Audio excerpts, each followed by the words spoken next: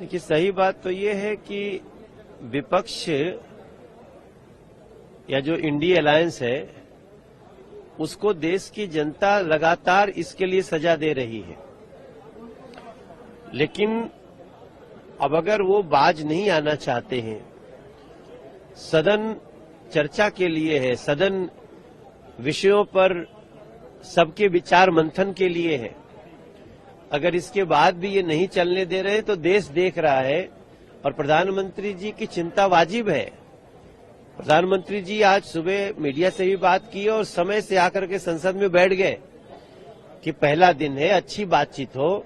और ऐसा प्रधानमंत्री आपको कहां मिलेंगे जो लगातार कह रहे हैं आप जितना बाहर गाली देना हो दे लो, लेकिन अंदर आकर के कोई ऐसी इनोवेटिव बात करो जिसको हम देश के लिए एग्जीक्यूट कर सकें।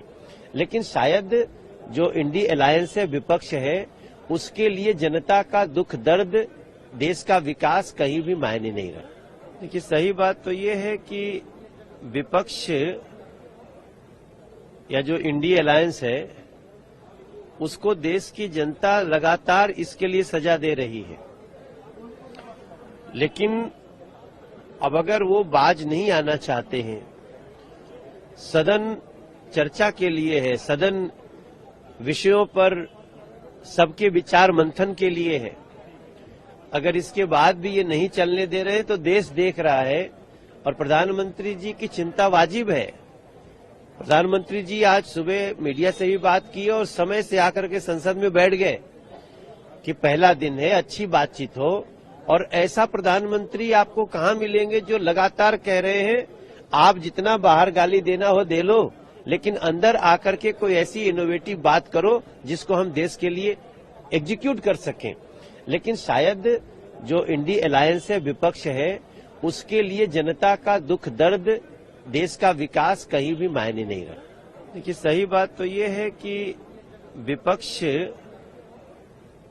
या जो इंडिया अलायंस है उसको देश की जनता लगातार इसके लिए सजा दे रही है।